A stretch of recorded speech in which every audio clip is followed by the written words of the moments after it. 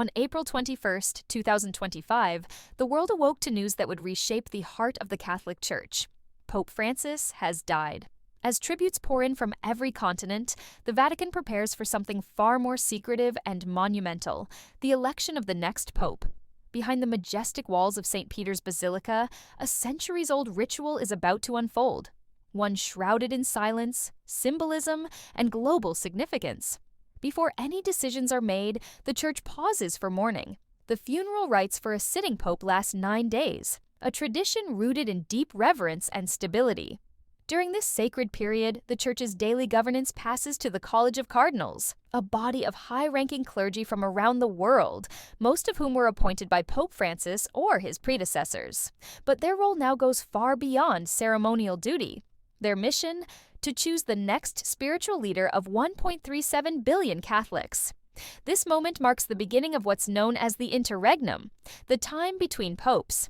During this phase, cardinals begin closed-door meetings at the Vatican. These are not simply religious gatherings. These are strategic, detailed discussions about the Church's internal state, finances, scandals, theological divides, and its place in a rapidly changing world. Each cardinal brings insights from their own region, from the growing Catholic populations in Africa and Asia, to the declining faith and rising secularism in parts of the West. Together, they reflect on one crucial question: what kind of pope does the Church and the world need now?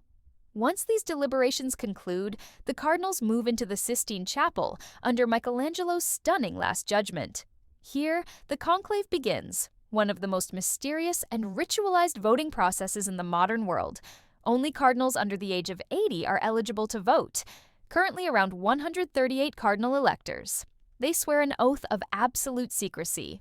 No phones, no press, no contact with the outside world. Voting is held in silence, 4 rounds per day, 2 in the morning, 2 in the afternoon.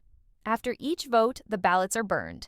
If no pope is chosen, chemicals are added to produce black smoke, signaling to the world, no decision yet. When a 2/3 majority is finally reached, the ballots are burned once more, this time producing white smoke. The crowds outside the chapel wait, eyes fixed on the tiny chimney. Then, from the balcony of St. Peter's Basilica, the announcement echoes across the Vatican: Habemus Papam. We have a pope, but who might that be? Several names are already being whispered. Cardinal Luis Antonio Tagle, 67, from the Philippines, is widely seen as a frontrunner. A dynamic speaker and current head of the Vatican's evangelization office, Tagle represents Asia, the fastest-growing region for Catholicism. His election would be a historic nod to the Church's shifting demographic center. Another strong candidate is Cardinal Pietro Parolin, 70, the Vatican Secretary of State. A seasoned diplomat with deep ties to the institutional Church, Parolin is known for his pragmatism and for navigating sensitive negotiations, especially with China. Then there's Cardinal Peter Turkson, 76, from Ghana.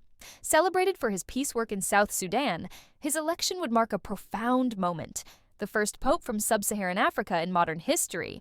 Though older than some of his peers, his candidacy carries symbolic weight. Other contenders include Cardinal Matteo Zuppi, 69, a peace envoy to Ukraine and a progressive voice in the Vatican, and Cardinal José Tolentino de Mendonça, 59, a respected Portuguese theologian.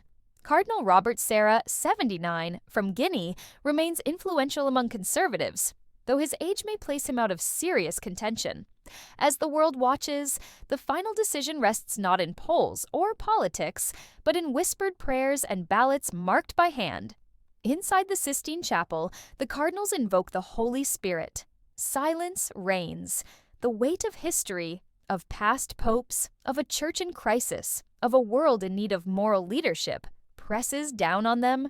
Soon, the smoke will rise, and from one of Christianity's holiest places, a new figure will step into the white cassock to guide the Catholic Church and to face a fractured world hungry for faith, unity, and direction. The world will be watching,